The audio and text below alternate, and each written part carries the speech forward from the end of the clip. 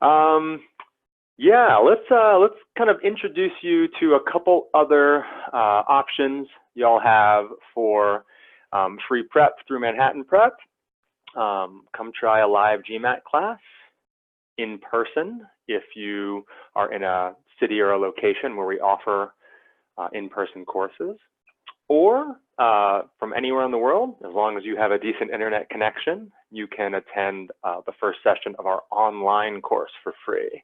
So I encourage people at the webinar this evening, and if you're watching online, to do that. Also, our interactive on-demand course, Interact, you get kind of a sneak peek at a handful of the lessons that we offer through that medium. So just go to that link on the bottom of the slide and start exploring. Cool. So let me go ahead and stop the screen share here for a little bit, just get some more FaceTime. It is April 23rd, which means, I don't know about you guys, but I'm excited. We're only a few days from the release of Avengers Endgame. And we have, of course, are in the midst of the final season of Game of Thrones. Are there any fans of these franchises here? Let me know in the chat box if either of those are an interest to you. I guess we're also kind of approaching the end of the Star Wars saga too. So it's going to be, I don't know what nerd culture is going to talk about in 2020, but if you are a fan of one of these franchises, and you're probably a little bit like me in the sense that you've gone through the previous films or episodes and you've come up with some predictions about what's going to happen in the final chapter based on clues dropped in the earlier chapters. Right? We're kind of like the children who were scurrying about over this past weekend looking for those hidden Easter eggs, right? Finding the candy. We know the directors have given us clues as to what's going to happen if only we're clever enough to find those clues. And today we're going to practice finding clues that the test makers like to embed into GMAT quant questions. So don't you know the GMAT is just like your favorite sci-fi franchise, right? So clue hunting, as we'll call it. Clue hunting on the GMAT, of course, demands not only that we be good thinkers, but actually that we also be good readers, even on the quant section. All right, and so to get better at this, let's try to operate under this one principle, okay? If it's not the question, it's probably a clue, right? If it's not the question, then it's probably a clue. So with that in mind, I'm going to take you through a handful of quant questions, and we're going to try to hunt for clues and figure out what is there that's not obvious. All right, welcome.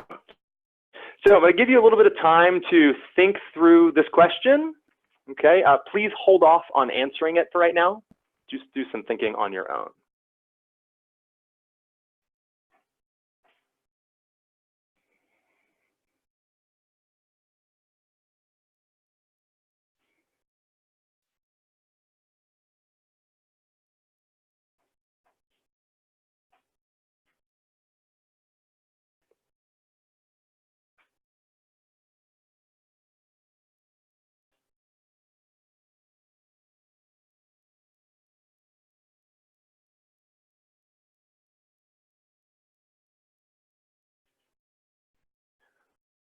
All right, hopefully you've had a chance to do a little bit of the thinking. And let's go ahead and remind ourselves of this kind of mantra for today. If it's not a question, then it's probably a clue.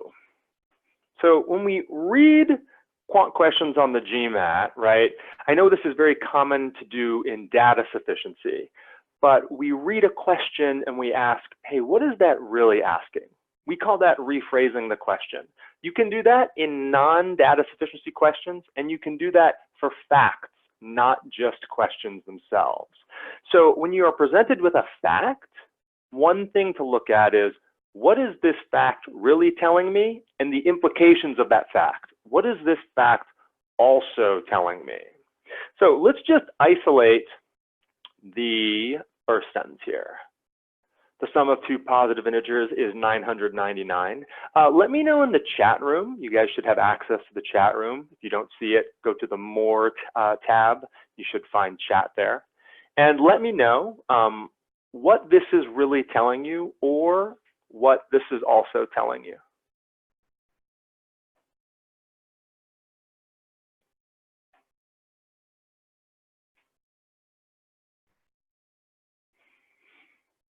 Good. Okay, I've got a good equation here, like x plus y equals 999.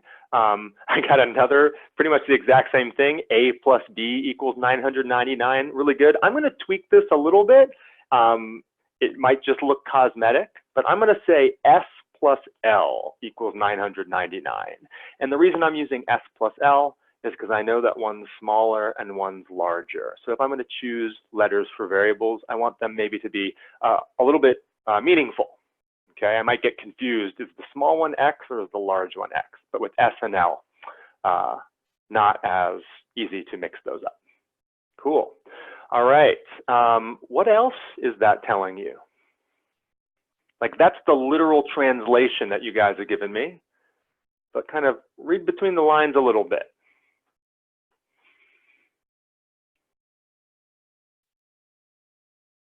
I'll get you started on one. From that first sentence, you would know that the average, oh, Miguel, you're getting a little ahead. You guys are on to sentence 2, okay? Bring it back to sentence 1, all right? So you would know that the average of S and L is 999 over 2, right? Or I guess 499.5. So that's something else that you could infer from that first sentence.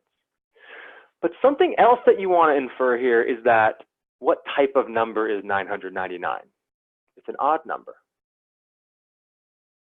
How can you add two numbers up, add two integers up, and arrive at an odd?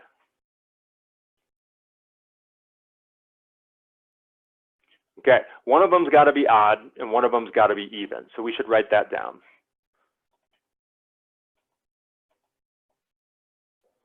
Okay, I think we've extracted a lot of good stuff there. Now let's go on to the second sentence. And again, if it's not a question, it's probably a clue. So you're given this kind of initial condition.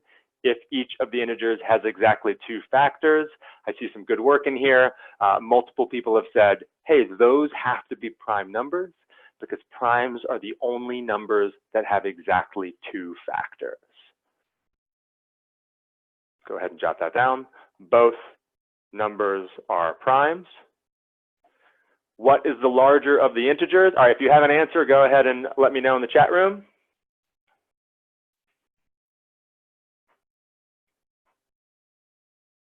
All right, if both the numbers are prime and one is odd and one is even, well, there's only one even prime. So the even one is 2 and the odd prime is the remainder, 997. Okay, double check, 2 plus 997 is 999, and the larger one is 997. Okay, so kind of get in that habit of extracting as much information as possible, right? The best quant solvers are able to kind of peer through the plain language of a problem and see what else is implied. What are the implications of a given statement? Good stuff. All right, let's take this thinking to the next problem. Onwards. Give you some time to think about this. I'll give you 2 minutes or so. Hold off on your answer for now.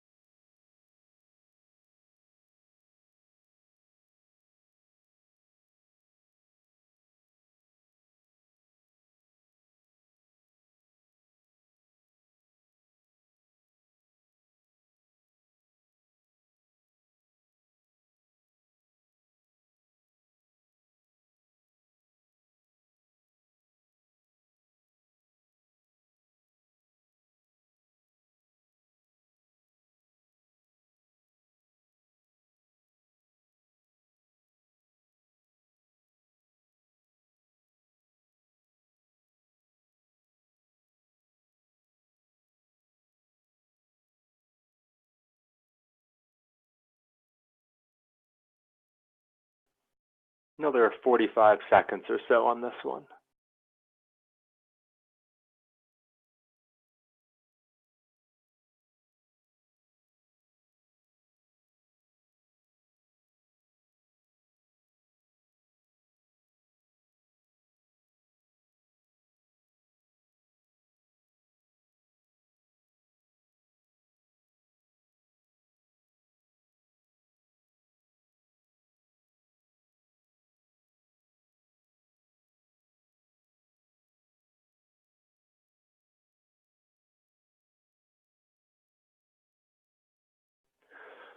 All right, I'm going to put a poll up.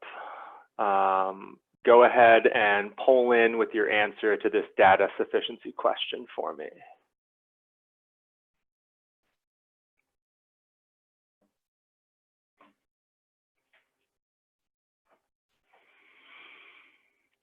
All right, get a few more people polling in here. That would be good. All right, cool. I will show you the results. Majority on answer E, that there is just not enough information here. All right, let's take a look.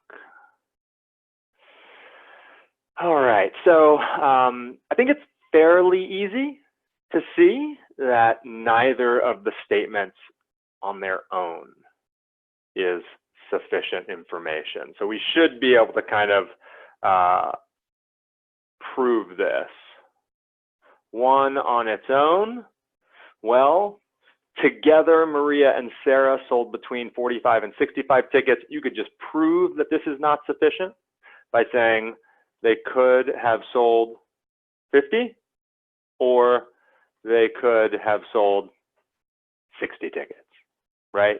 50 and 60 both satisfy the range between 45 and 65, but we still don't know specifically how many tickets they've sold combined. Cool.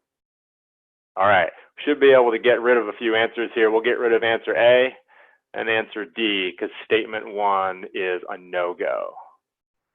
All right, let's take a look at statement 2 by itself.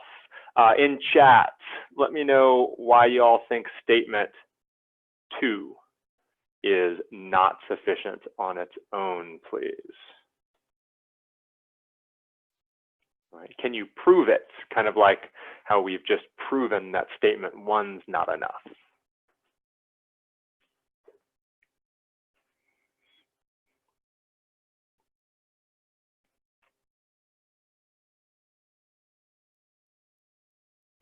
Cool. All right, I got a good response here. It doesn't say anything about the number of tickets, just percentages. Yeah, so just from percentages, it's kind of like a comparison or a ratio. You don't know about the specific numbers, so you can't tell for the specific sums. I have another good one in here. Multiple scenarios can be inferred. So you could say that like maybe like how many tickets could Maria have sold? Give me one example. Someone type in one number of tickets that Maria sold. Gloria, you'll want to double check. There we go. All right, so with Maria could have sold 100. And then Sarah could have sold 175, and then the total is 275. And then I've got another suggestion. Maria could have sold 20, Sarah could have sold 35, and that's a total of 55. And now I have 2 potential totals. Clearly, statement 2 on its own is also insufficient. And now we come down to it. What happens if I combine these 2 statements? All right, let's take a look at this. All right, if I combine the 2 statements, well, let me direct your attention to something that appears in statement 2. You think about data sufficiency questions, right? The statements are clues, right? Again, if it's not a question, it's probably a clue. The statements are clues to help you solve the question in data sufficiency. What I've highlighted in statement 2 here is a clue inside of another clue. A clue within a clue. I'm going to just coin this inclusion. Yes. inclusion. I want you to think about what this nested clue implies.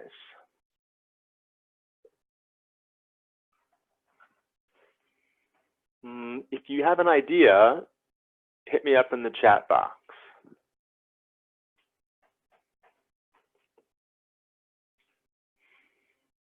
If you're not sure, consider the number of tickets that Maria could possibly sell. Good. It implies a direct relationship between Maria and Sarah. I want more specific information there, right? It is a good proportion, but what are the types of numbers of tickets that Maria could have sold?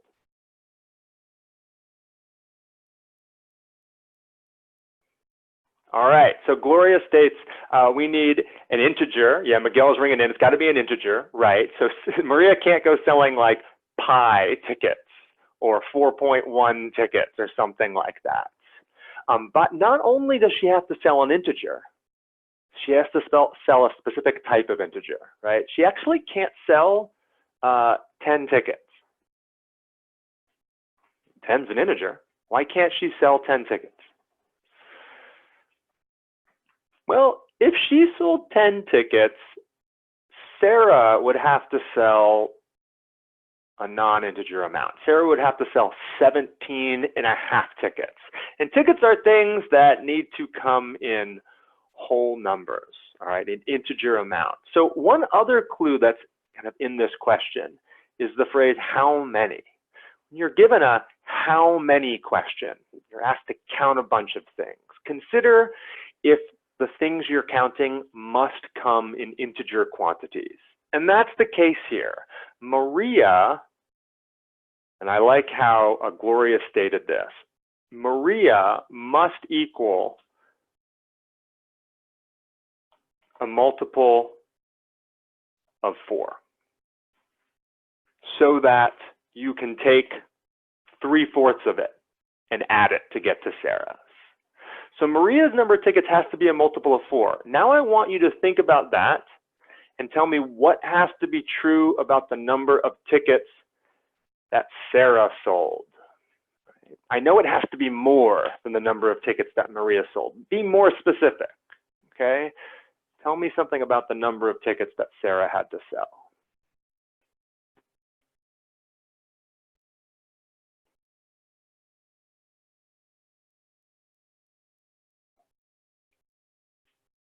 And if you write out like the equation that is in statement 2, Miguel's got a good one. Yeah, it says S has to equal, well, more than Maria, but it's actually specifically 7/4 of Maria. And if Maria is a multiple of 4, if you multiply it by 7 and divide by 4, S will be a multiple of 7. And we had those examples earlier, right? We said M could equal 100, that's a multiple of 4. S could equal 175, that's a multiple of 7. Not really easy to see, but it is. But the second example we said M could be 20, S could be 35. There's the 5th multiple of 4. There's the 5th multiple of 7, which means the total is the 5th multiple of 11, okay? So this implies that the total tickets sold will be a multiple of 11. Woo, that is not obvious, is it? Right? And it's because there's this clue within a clue. Yes, I buried it very deep in here. But we have to be able to extract that information, because if you don't extract that information, you will pick answer E, which is incorrect. If the total tickets sold will be a multiple of 11, there is only one multiple of 11 in the range given in statement 1. Yes, Miguel, you are right. It must be 55 tickets based on the constraints of statement 1 and statement 2. So if you picked answer E, and I know answer E was a popular choice here, one thing to take away from this problem is, hey, if I have to count the total number of things like tickets like people in a classroom, coins, tables and chairs and computers, you want to consider, is there an integer constraint somewhere in here? There typically is, and that extra piece of information is what makes this problem's answer C and not answer E. That hidden piece of information buries a little bit of sufficiency, helpful information in there. Cool. Thumbs up. Good work, guys. Appreciate the comments in the chat box. Let's move on. I got another one for us. I have probably too many for us. We'll see what we get to. Take some time on this one. Give you about 2 minutes. Hold off on your answers. We will re-poll in.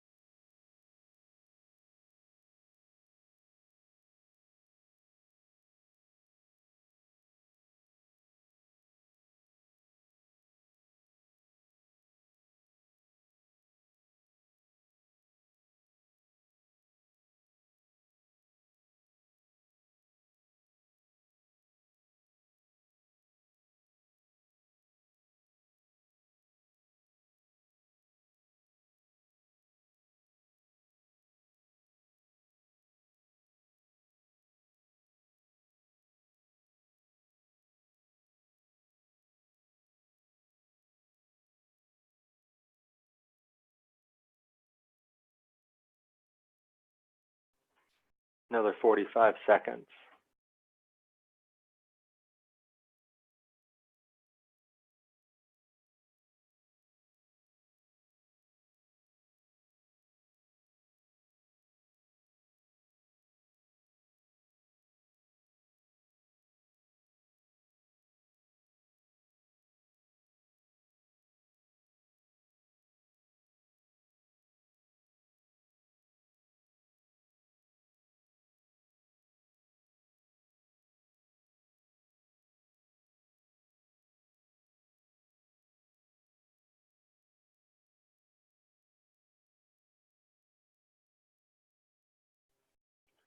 All right, there is 2 minutes.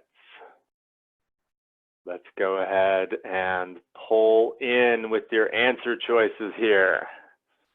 By the way, your answer choices are anonymous. I cannot tell who polls in what, and none of the other people can see what you poll in. So fire away.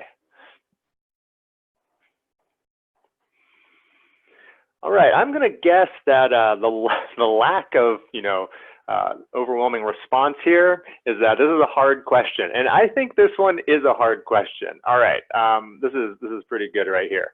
I'm going to go ahead and end the poll, and I will share it. We are all over the place. I've got an answer choice for at least every single one. All right, I have at least one answer choice for every single one, but no more than 2 answer choices for a single answer. So we are as like maximally spread apart on this as possible. Wow. Cool. All right, let's get in here and start getting our hands dirty. Like, if you even decide to get your hands dirty on this question, I have to admit, like, these are like some of my least favorite types of questions. Data sufficiency inequalities with multiple variables. And like, if you throw in absolute values, it makes it even worse. So I might just like see this question and say, see you later, right? I could spend 5 minutes on a question like this and get it wrong. I might as well just spend 5 seconds on it and guess and still have like the same chance of getting it right. All right, let's investigate statement 1 first. But before we do that, let's just go ahead and rephrase this. Let's get it into math lingo. Hey, does A plus B give me something that's less than 0? Okay, what is statement 1 telling us?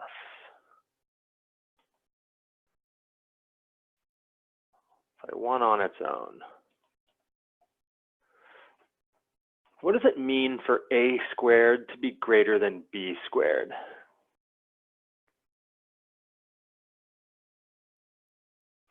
All right, I've got multiple answers. I've got a, I'll write this down. A is greater than b. And I also have absolute value of a is greater than the absolute value of b. How do we feel about those? And again, since all of you are just chatting directly to me, no one can see who's saying what.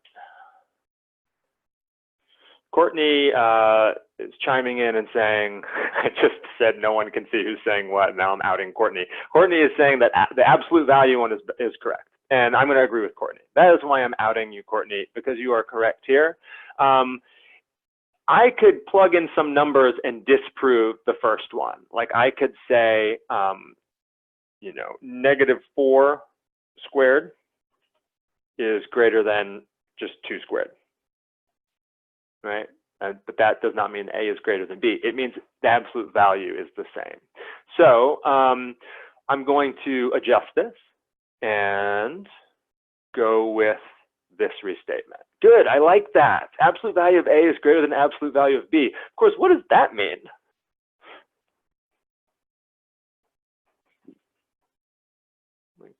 Tell me what that means. And while you're doing that, I'll just kind of show why this is a good restatement.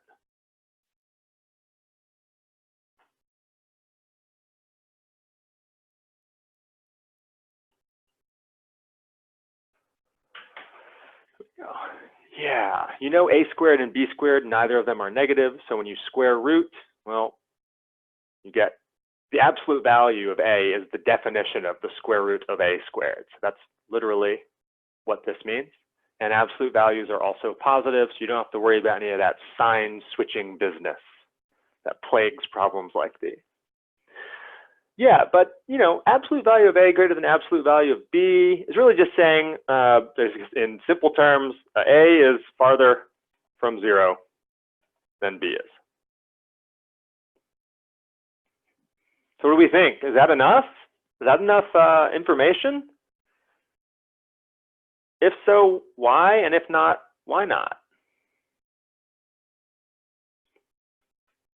If you want to, you can start kind of like drawing out a number line here. All right, let's put 0 in. Start jotting. All right, don't know the theory, just start sketching some stuff out and see what sticks. So if 0 is here, A is farther from 0 than B is. So if I put B here and A here.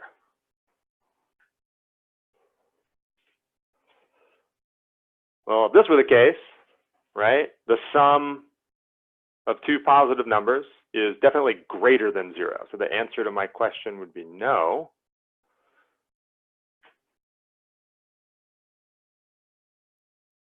But I think I can get a yes answer. I think if I put 0 here, and B there, and A here, well, those are two negative numbers. Their sum is going to be negative. So, hey, is A plus B less than 0? The answer is yes. What do you think about my logic here? Good logic? Faulty logic?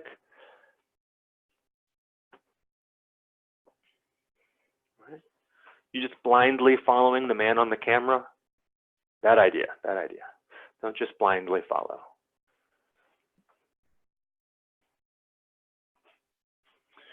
I'm going to say there's a problem here. Okay, I've got someone who's agreeing with me, but I'm going to tell you there's a problem here, all right? And it's go back to that mantra we started with today, which is, if it's not a question, it's probably a clue. And there is something up here that is not a question. You are given, you know, this is statement 1 and statement 2. The top part is statement 0, right? A is less than B, which actually means I am not allowed to do this scenario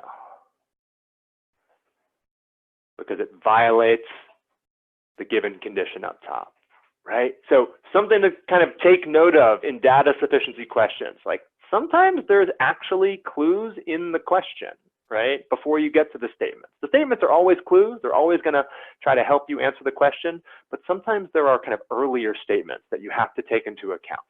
So that would eliminate this possibility. Let me see if I can rework this a little bit.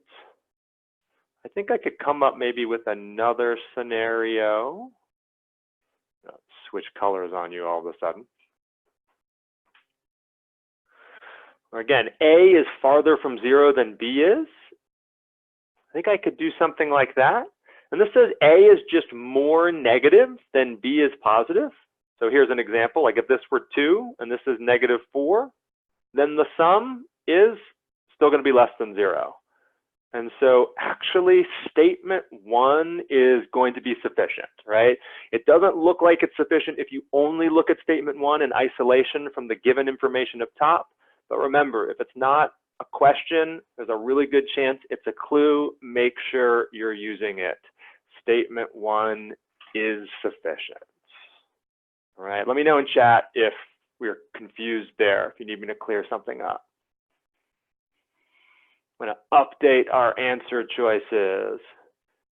Statement 1 is sufficient. And now we are going to move on to statement 2.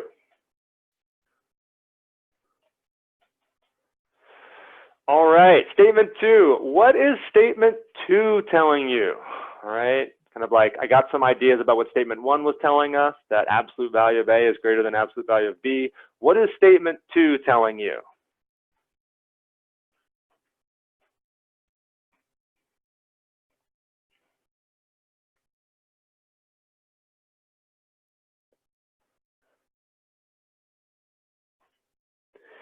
When you see these types of expressions in statement 2, it should scream out to you to do something.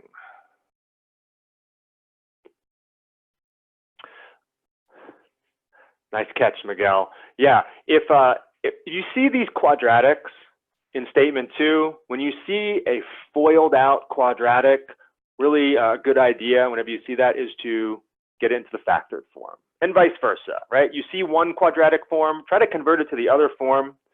So you've got in statement 2 the equivalent of this.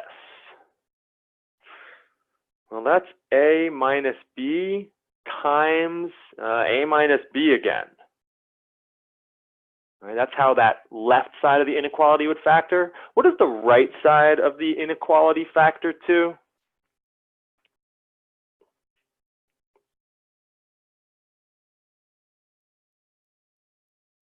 Yeah, this is like the GMAT's favorite quadratic expression. This is the difference of squares, right?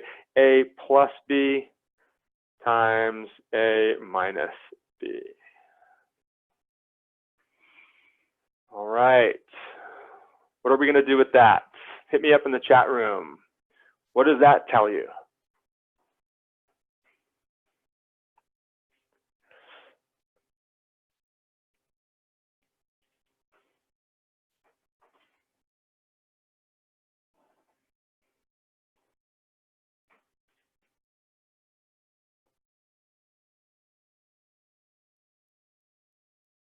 Anything?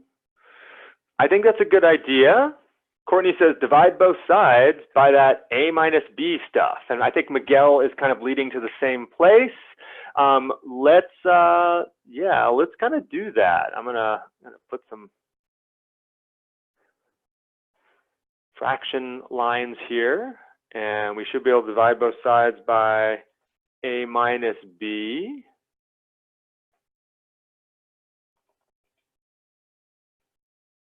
And if we cross those out, and Pooja's chiming in too, yeah, getting some kind of I don't know, consensus here.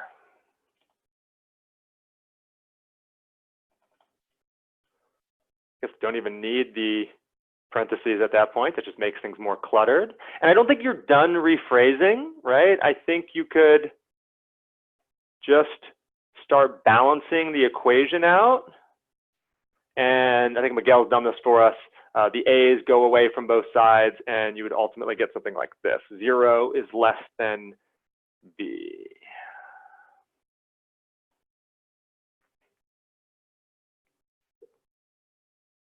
Is that going to be enough? If 0 is less than B, is that going to be enough? It says nothing about A here, right? Even like if you use this clue at this point, right? If A is less than B, like maybe you could come up with a couple scenarios. You could say A is equal to 1, B is equal to 2, and that gives you a no response. Or you could say A is equal to, we'll just do -4 again, and B is equal to 2, and that gives you a yes response. Oh, good catch. Oh, thank you for that. Yeah, there's a good catch here. Technically, this should be 0 is less than 2B, and then you could just divide both sides by 2 and get 0 is less than a single B. But thank you for that. I did kind of skip that step there. Yeah, cool. And so this would say not sufficient, right? Because you get a no and a yes answer. Uh-oh, I hate to be the buzzkill. The answer to this problem is actually D. Statement 2 is sufficient. So I want you to figure out where in this process we did something that wasn't quite right.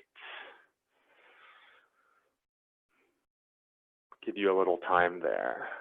What did we do that wasn't mathematically okay?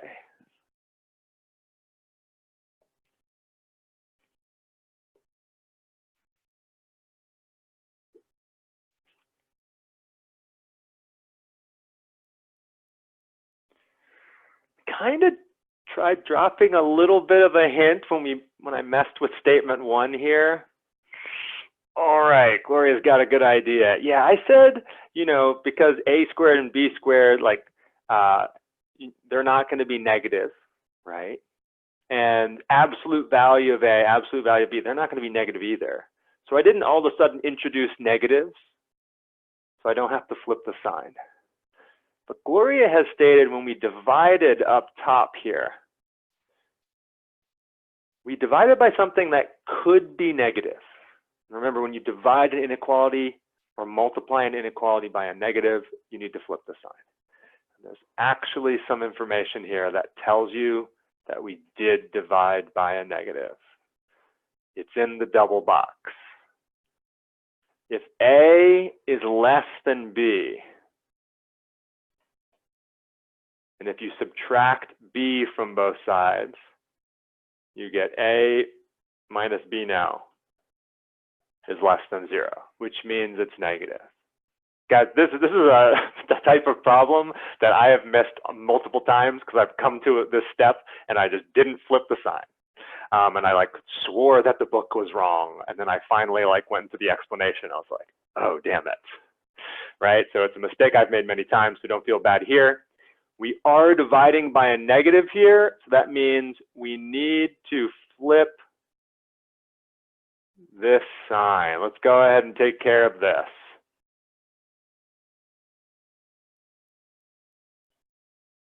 That would flip this sign. That would flip this sign. And now it says B is negative. A is less than B. So that means if B is negative, A is also negative. And if they're both negative, then their sum is definitely negative. So this is always going to be a yes as well. Ooh, yeah. That one's tough. I'm just going to go ahead and read through a quick question in the chat. I'm not sure if I'm going to understand it, but in the next 30 seconds or so, try to extract a good lesson from this, right? Sometimes the clues are before you get to the statement. what is this really telling you? It tells you A is to the left of B on the number line, but it also tells you that A minus B is definitely negative.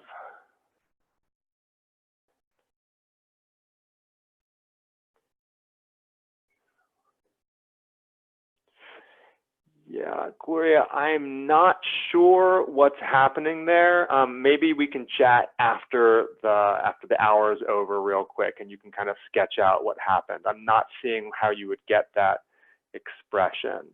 Yeah, so just kind of notch that question away for a second, and we'll make time to look at it. All right, so this one's answer D. Answer D is one of the answers that only had one person pick it. And I don't know if it's because someone like really believed D with conviction or because it was a random guess.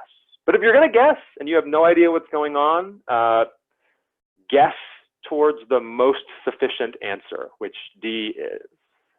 Good stuff. All right, got a few more. Again, I have probably too many to get to, but let's go ahead and do our best with this one. Give you a couple minutes to give this one a shot. And I'll ask you to poll in.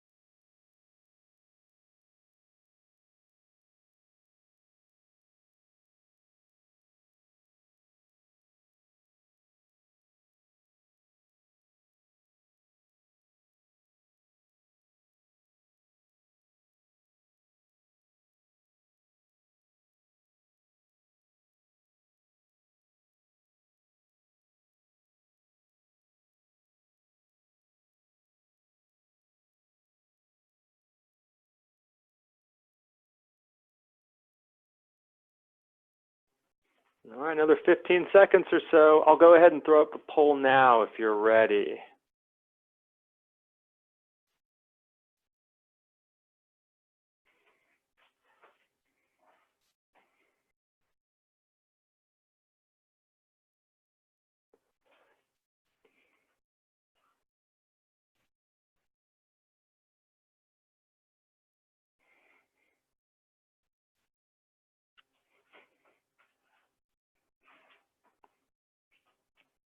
All right, not getting a ton of votes in here. Again, maybe people are kind of running into trouble. And I think you can run into trouble in this problem if you don't notice a clue. Sensing a theme today, aren't you? All right, cool. We'll go ahead and call it there. Oh, yeah. Do I have that? Yeah, there we go. I can end the poll. Yeah, B is the narrow leader in the clubhouse. A vote for C, a vote for D. No one coming in with A and E right now. So, cool. All right. I think there's a couple ways you can do this problem. Some people like to write out algebraic expressions for questions like this. Some people like to set up Venn diagrams, right? Because there's like some people that are directors and some people that are writers, and there's some overlap, right? I used to be a Venn diagram enthusiast back in my day, and I have changed my ways. I have been offered the blue and the red pill, and I made my choice, and now I have become a believer in the matrix. We're going to call this the double set matrix.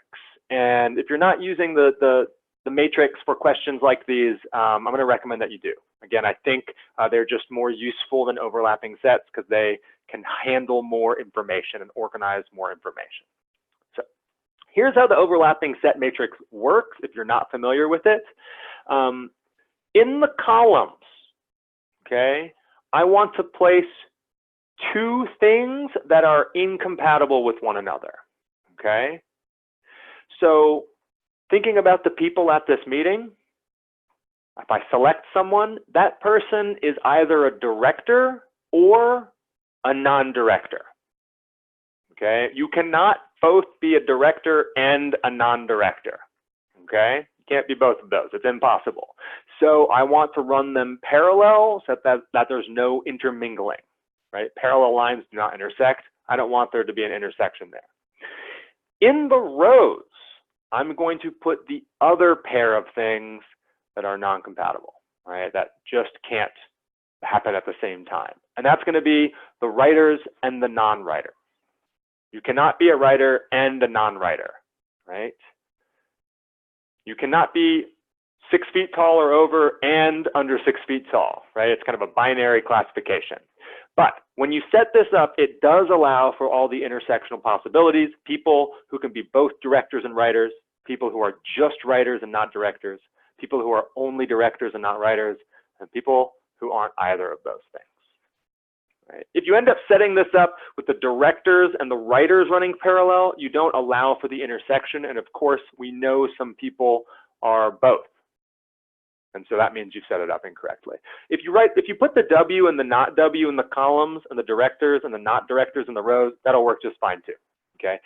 It's the equivalent of flipping this matrix. All right, but why so many other boxes, Jeff? I'm going to keep track of the totals, all right? The number of total writers, the number of total non-writers, the number of total directors, the number of total non-directors, and the number of people in the entire, in this case, meeting, right? You're going to add up left to right, and you're going to add up top to bottom, which means the bottom right should have all the people in it. And I'm just going to call that, for now, 100% of the people in the meeting. All right, now we're going to figure out what else we know. So let's go clue hunting. You got this meeting for directors and writers, and for every person that was both a writer and director, so that's this box, right? The people that are both writers and directors go here. For every person, so let's go ahead and put a little 1 there. There were 3 people that were only directors. So only directors, right, is this box, directors, non-writers. But that seems like one of those ratios again, right? That's that Sarah Maria 75% more bit, right? I don't know specifically how many people. I just have this ratio. And so I can say, hey, for every 1 person here, there's 3 people here, okay? It could be 1 and 3, 2 and 6, 10 and 30, 12 and 36, I don't know. A lot of different possibilities. That also means that the total number of people who are directors are the sum of these, which is going to be 4x. All right, let's keep going, right? Because we have more question, which means we have more clue. If 36% of the people in attendance were directors, what percent of the people in attendance were writers? So I know I'm ultimately trying to find out what this is, right? The people that are writers. But it tells me 36% of the people were directors, so I can go ahead and fill that in here. 36%. And what's implied by that? If you know 36% of the people there were directors, what else do you know?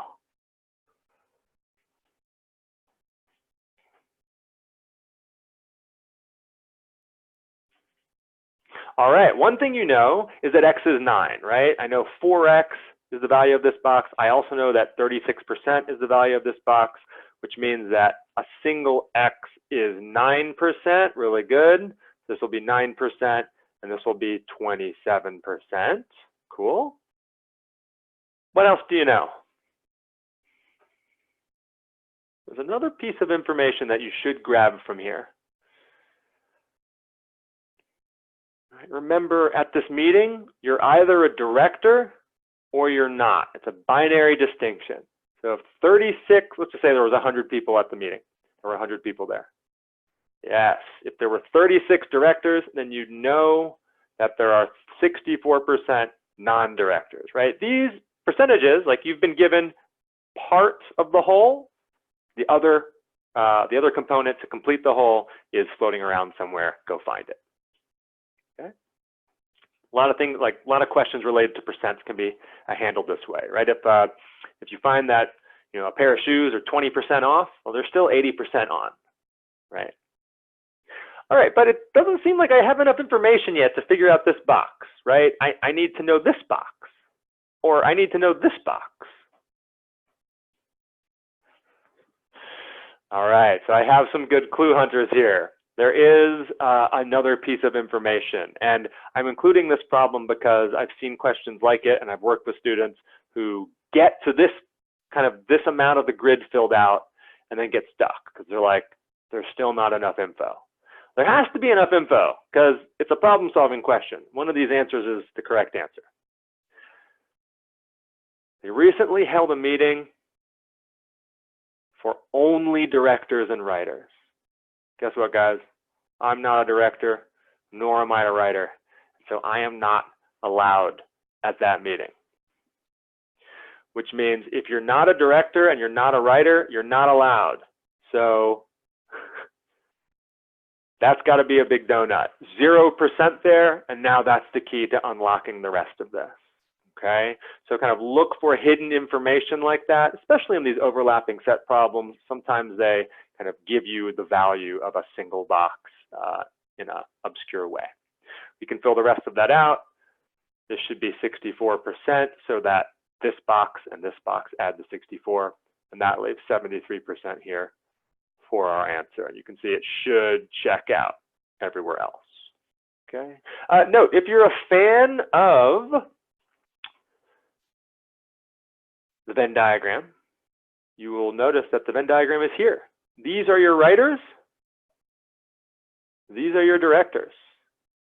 There's the overlap part, right? But notice that the matrix holds lots of other pieces of information, which is a kind of unwieldy in the hands of the Venn diagram. Cool. Yeah, by the way, if there was like another category here, like left-handed and right-handed, if you believe in kind of that as a binary distinction, that would be a 3D matrix, which are notoriously difficult to draw. So I would recommend not doing that as another way to handle those questions. But you would not want to use the matrix for that.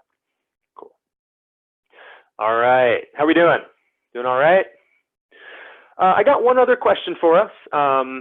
Not sure how we'll respond to this one. I'll go ahead and give you some time for this one. Give you a couple minutes here, and we'll wrap things up.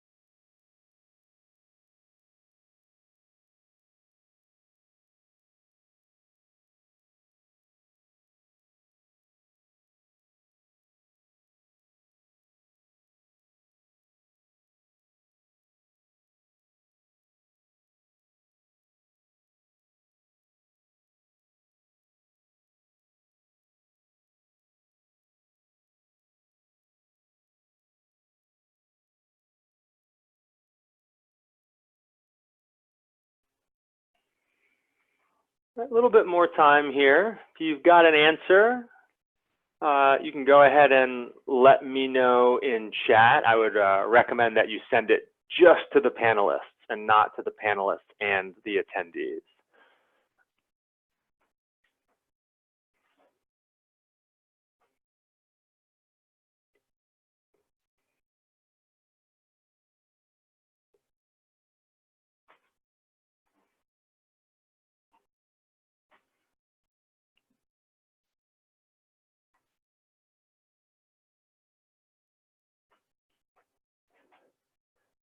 All right, any answer suggestions here? It's been 2 minutes.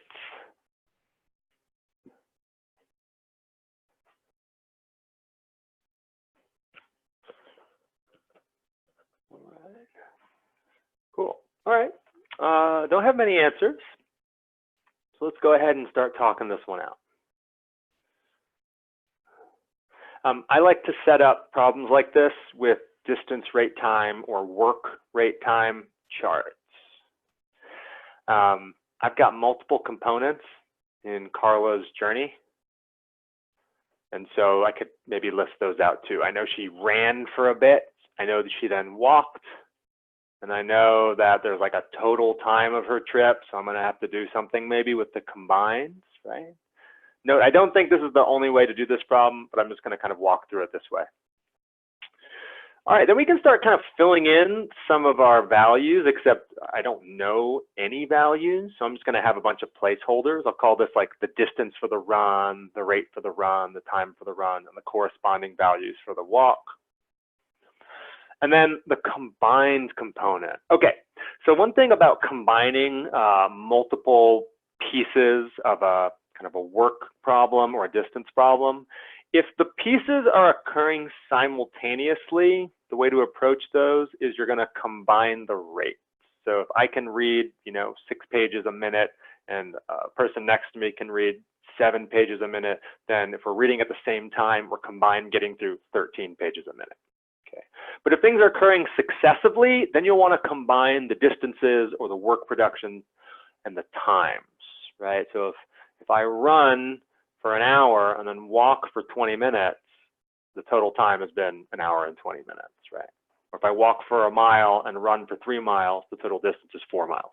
So in this one, we are doing things successively because we have the word then, right? So hint there. And so you're going to add the times and the distances to get the combined distances and times, and then you can use those to figure out the rate. Okay, oh my gosh, Jeff, this is so overwhelming. There are 9 variables, 9 unknowns, and I only see 3 equations. How could I possibly do this? Well, there's actually more than just 3 equations, because technically you have this as an equation, and you have this as an equation. So there's 5 equations. Still 9 unknowns. Well, good news, there's actually more than 5 equations, all right? There's a few more. Go find the clues. 80% of the total time of her trip was spent walking. All right, so that means the total time walking is 80% or 4/5. 4/5 of this, and then that would imply, of course, that the total time running is the other 20%, right? The other 5th.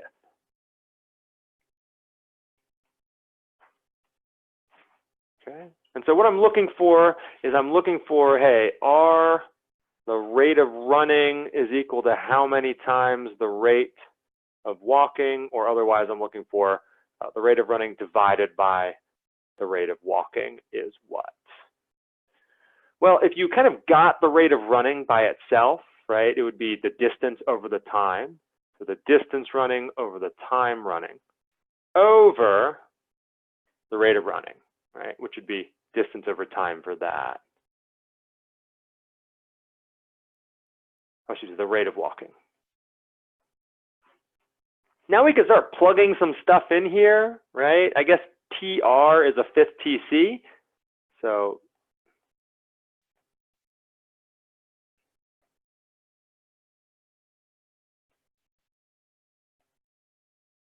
maybe we could flip the fraction here. Instead of dividing by the second fraction, let's multiply. So distance running over 1/5 TC is equal to, or sorry, times 4/5 TC over the distance walking. The TCs should cancel out. 4/5 divided by 1/5 is 4. So this is equal to 4 distance running over distance walking. That's still not enough to solve this. So what's the other hint in this problem? Hit me up in chat. What's the other hint that we have not accounted for? And again, I'm including a problem like this because I've seen students not pick up on this hint. Yeah, right. It's a round trip. Okay. She starts at her apartment. She goes to the pond, and she comes back along the same route. Same route. Same means equal, which means the distance there is the same as the distance here. And so we actually need to know that these are the same. These two distances are exactly the same. And so it doesn't matter if we call it dr or dw.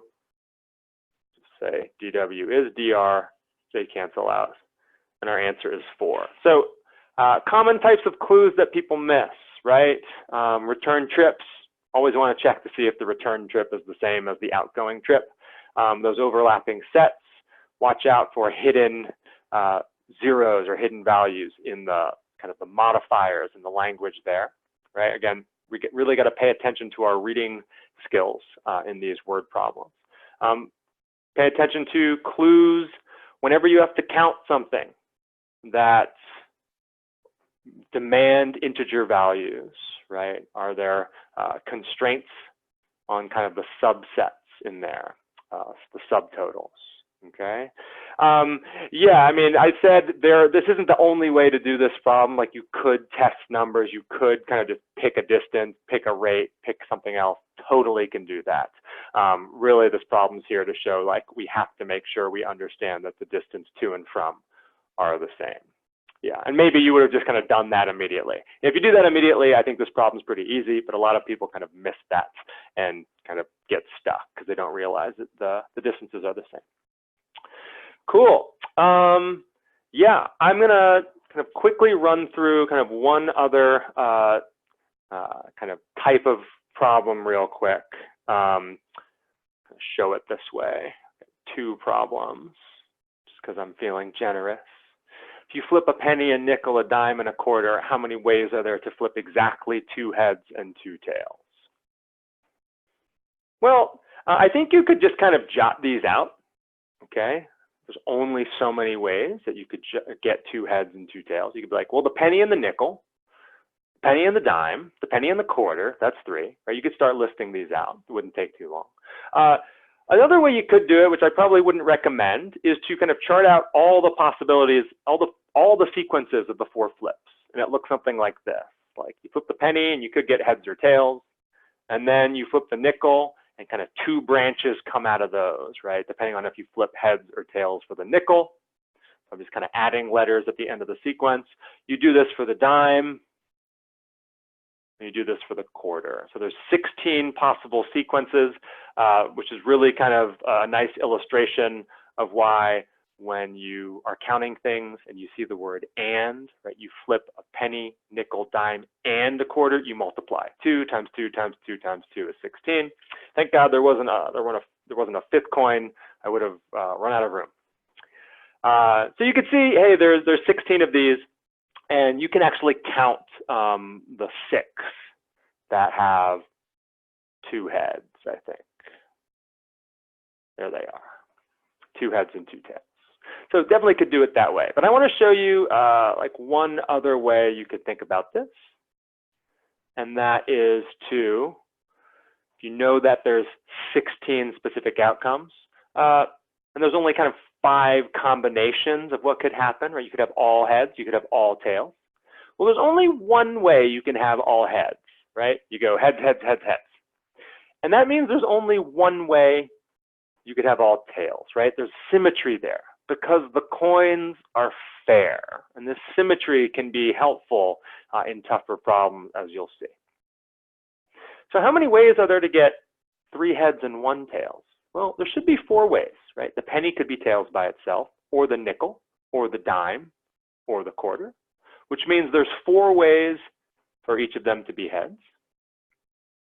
And that's a total of 10 ways we've got on the board, which means there's 6 more ways left, and those must be 2 heads and 2 tails. So you can think about this process that is kind of allowed by the symmetry of fair coins to kind of help you figure out what remains. So I'm going to put another problem up here. We're going to flip a coin 7 times, and I will not branch this out because already the other one took me forever.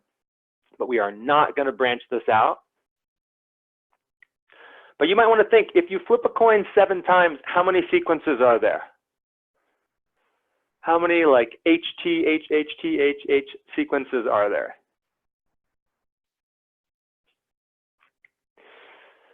Yeah, well, it should be 2 times 2 times 2 times 2, etc. 7 times. So it should be 2 to the 7th or 128 specific sequences for the 7 coin flips.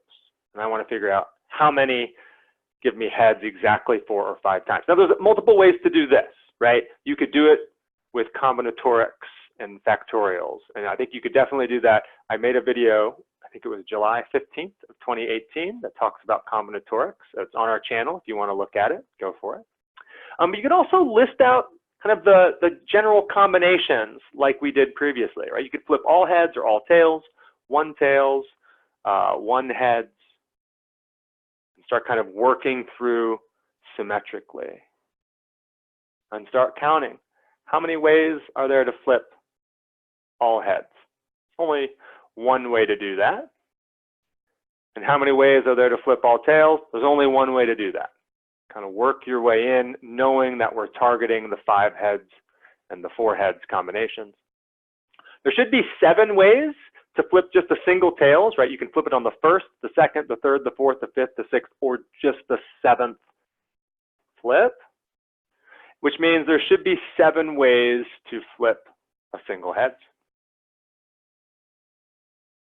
How many ways have I accounted for so far? 8 plus 8, right? 16, which means there's 112 ways left. And as you know from the symmetry, those 112 ways need to be distributed equally here and here. So there should be 56 ways to do these and 56 ways to do these. So 56 ways to get 5 heads or 4 heads out of 128, and that can reduce down to 7/16. So fair coins, you can use that as a hint to, or as a clue to recognize symmetry. You don't have to actually count all the rest. So I'll go ahead and leave you there. Thanks for tuning in if you're watching online. If you're watching live, thanks for hanging out a little bit late. I'll stick around to see if there are any other questions. Just a reminder, come check us out for a free live class or kind of preview the Interact stuff on demand. We've got a few more free GMAT prep hours coming up in the next few months. I know I'm doing another one in June.